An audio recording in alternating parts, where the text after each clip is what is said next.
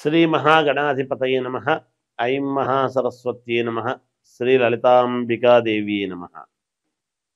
రాశి ఫలాల కార్యక్రమంలో భాగంగా ఈ సెప్టెంబరు మాసము అంతా కూడా చివరి వరకు, మాసము ప్రారంభం నుండి చివరి వరకు కూడా ద్వాదశ రాసుల వాళ్లకు, అంటే 12 రాసుల వాళ్లకు, మేషము నుండి మీనరాశి వరకు అందరికీ ఎలా ఉండబోతుంది, ఏమి చేసుకుంటే మేలు జరుగుతుంది అనేటువంటి విషయాలు ప్రతి మాసము చెప్పుకుంటున్నట్టుగానే ఈ మాసము కూడా చెప్పడం జరుగుతున్నది. అయితే ఈ మాసంలో 1వ తేదీ నుండి చివరి వరకు అన్నప్పుడు మధ్యలో వినాయక చవితి పండుగ వస్తూ ఉన్నది. అలాగే ఏ రాశి వాళ్ళు వినాయక చవితి పండుగ రోజు ఏమి చేసుకుంటే మీ పనులకు విఘ్నాలు తొలగి నిర్విఘ్నముగా బాగా ఉండేట్టుగా మేలు జరుగుతుంది అనేటువంటి విషయాన్ని ఈ ద్వాదశ రాసుల వాళ్లకు కూడా చివరిలో చెప్పడం జరుగుతున్నది. అందువలన అసలు ఎలా ఉండబోతుంది, ఏ రాశి వాళ్లకు, ఏ రాశి వాళ్ళు ఏమి పరిహారము చేసుకుంటే మేలు జరుగుతుంది. వినాయక నవరాత్రులు వస్తున్నాయి. ఈ వినాయక నవరాత్రులలో ఏదో ఒక రోజు, ఏ రోజైనా పర్వాలేదు, ఏమి పాటిస్తే మీకు మేలు జరుగుతుంది. 11 రోజుల లోపల మొదటి రోజే అందరికీ కుదరకపోవచ్చును కదా. కాబట్టి 9 రోజులో, 11 రోజులో లేదా 3 రోజులో జరుగుతుంది. అయితే ఇళ్లల్లో పూజలు చేసుకుంటారు, వినాయక చవితి పూజలు. కానీ వినాయక దేవాలయములో చేసుకునేటువంటి పరిహారం ఏమిటి అనేటువంటిది నేను చెబుతాను. మనం ఏ కార్యక్రమం చేసినా ముందు వినాయకుణ్ణి పూజిస్తాం. అలా మేలు జరగడానికి మీకు తెలియజేస్తున్నాను. పూర్తిగా విని శ్రద్ధగా అవి పాటించండి, తప్పకుండా మీకు విజయము లభిస్తుంది అనేటువంటిది తెలియజేస్తున్నాను. ధనుస్సు రాశి వారికి ఈ సెప్టెంబర్ మాసం అంతా కూడా ఎలా ఉంది అంటే పర్వాలేదు, బాగుంది అని చెప్పాలి. స్థిరాస్తి కలిసి వచ్చేటువంటి విధముగా ఉన్నది ఈ మాసములో. ధనుస్సు రాశి వాళ్లకు దూర ఆలోచనలు, కుటుంబ వృద్ధి, కుటుంబము మీద దృష్టి పెట్టడము, అలాగే దీర్ఘకాలికమైనటువంటి ప్రణాళికలతో వేసేటువంటి ఆలోచనలు ఉంటాయి.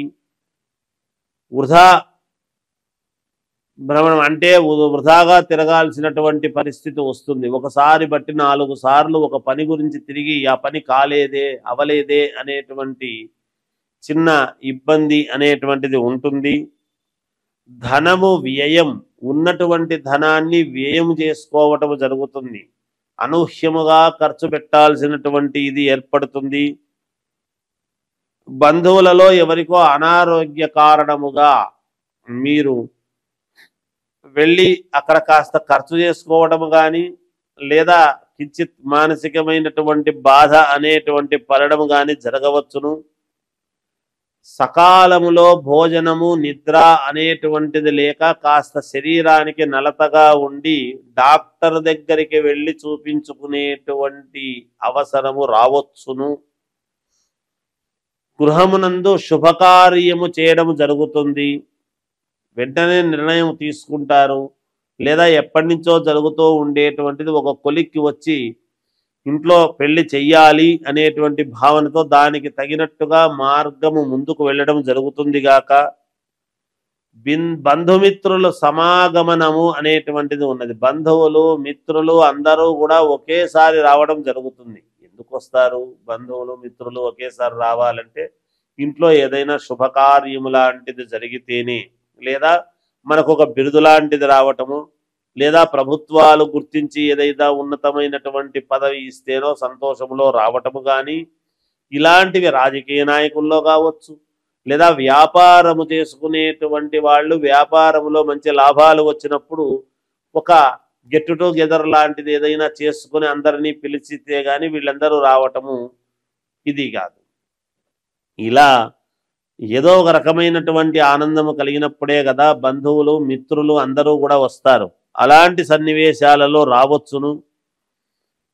వృత్తి వ్యాపారము యందు స్థిరత్వం కలిగేట్టుగా బాగా పాతుకుపోయేట్టుగా నిర్ణయాలు తీసుకుంటారు మీరు. అధికారులు పై అధికారుల యొక్క మన్ననలు పొందటం లాంటివి జరుగుతాయి.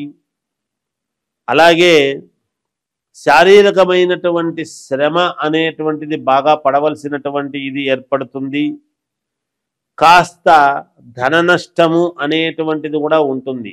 అనూహ్యముగా ధనం ఖర్చు పెట్టుకోవడమే కాకుండా నష్టము అంటే అనవసరమైన చోట కాస్త పోగొట్టుకోవడము కానీ వేస్ట్గా పెట్టడము కానీ కొంచెం నష్టపోయేటువంటిది. అసలు పెట్టిన చోట ఏదైనా ఎనిక్కి రాకుండా పోవటము కానీ నమ్మి ఇచ్చినటువంటి డబ్బు రాకపోవటము కానీ ధన నష్టము అంటే ఇదే కదా, ఇట్లాంటివే కదా ఉంటాయి. అలాంటివి జరగవచ్చును. కొన్ని ఆపదలు సంభవించే విధముగా ఉన్నది. జాగ్రత్తగా అడుగులు వేయండి. 1-2 సార్లు ఆలోచన చేసి చూసుకొని ఏది ఏమైనా ఇంకా మెరుగైనటువంటి ఫలితాలు మీరు సాధించాలి అని అనుకుంటే మాత్రము మీరు చేయవలసినటువంటిది ఏమిటి అంటే 1.5 కిలో గోధుమలు, గోధుమ రంగు కలిగినటువంటి వస్త్రము, తర్వాత 2 టెంకాయలు, 1.5 కిలో పాలు ఇవన్నీ తీసుకొని గణపతి గుడికి వెళ్ళి అక్కడ అర్చకుడికి ఇవ్వండి. మీ పేరుతో పూజ చేయించుకోండి.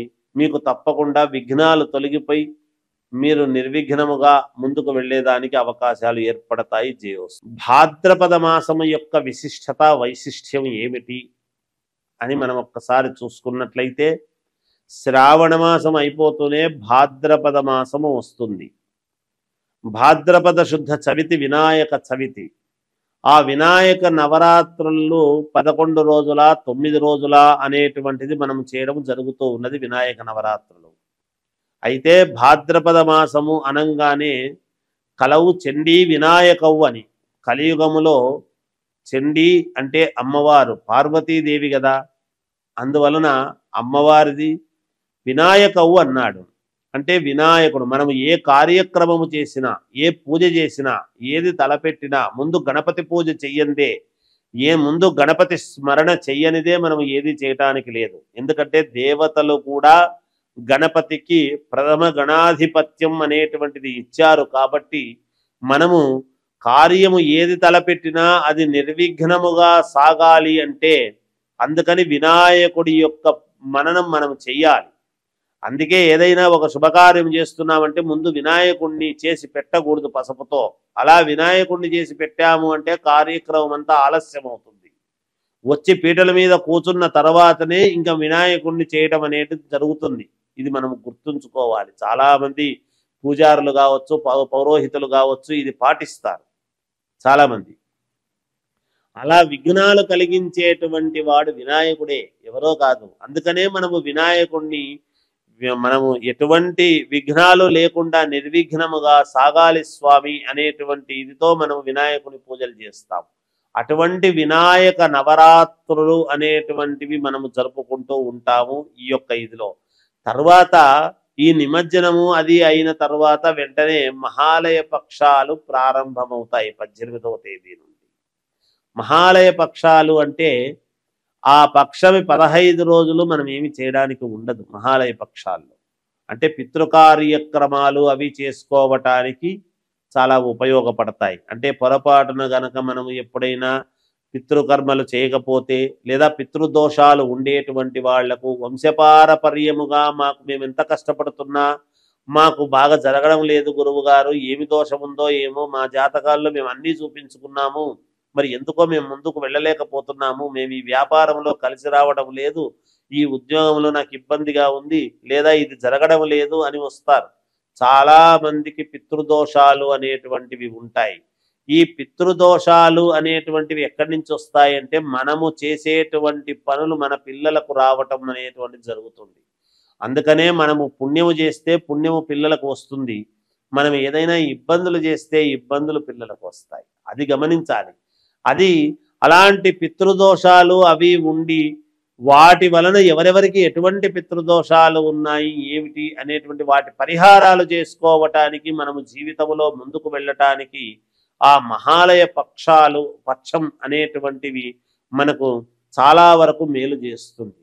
అటువంటి సమయంలో గనక దోషాలు పోవడానికి గనక మనం చేసుకున్నాము అంటే మన జీవితంలో ఎన్నో కోట్ల రెట్లు మేలు జరిగే అవకాశం ఉంటుంది. ఎప్పటి నుంచో బాధపడుతుండేటువంటి బాధలన్నీ కూడా తొలగిపోయి మేలు చేసుకోవచ్చు.